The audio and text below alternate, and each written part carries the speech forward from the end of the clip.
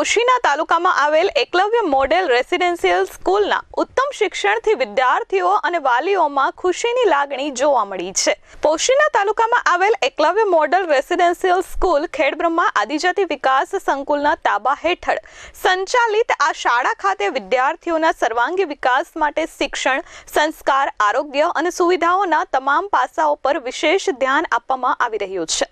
આ સંસ્થાની સમગ્ર કામગીરી પર કચેરીના વડા તથા પ્રાયોજના અધિકારી વિશાલ સક્સેના તેમજ મદદનીશ કમિશનર શિક્ષણ દર્શન સણોલ દ્વારા સતત મોનિટરિંગ અને કડક દેખરેખ રાખવામાં આવી રહી છે।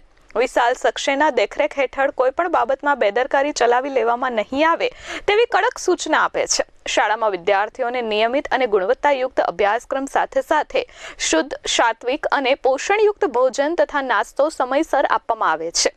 ભોજનની ગુણવત્તા, સ્વચ્છતા અને આરોગ્યલક્ષી માપદંડોનું સંપૂર્ણ પાલન કરવામાં આવે છે કે નહીં તેની તપાસ પણ કરવામાં આવે છે। શિક્ષણની સાથે સાથે વિદ્યાર્થીઓમાં રમતગમત, સાંસ્કૃતિક પ્રવૃત્તિઓ, પ્રવાસ, સહ અભ્યાસક્રમિક પ્રવૃત્તિઓ દ્વારા છુપાયેલી પ્રતિભા વિકસે તે માટે આચાર્ય તથા સમગ્ર શિક્ષક સ્ટાફ સતત પ્રયત્નશીલ રહે છે। આચાર્ય કન્યા સાક્ષરતા નિવાસી શાળા પોશીના ગિરીશભાઈ પટેલ અહીંયા કન્યા સાક્ષરતા નિવાસી શાળામાં 350 દીકરીઓ અભ્યાસ કરે છે, જેઓને અહીંયા તમામ પ્રકારની સુવિધા વિનામૂલ્યે આપવામાં આવે છે। આપ લોકો નિરીક્ષણ પણ કરી શકો છો। આપ આવ્યા છો તો ક્લાસ પણ ચાલુ છે, તો આપ એમનો અભ્યાસ પણ જોઈ શકો છો।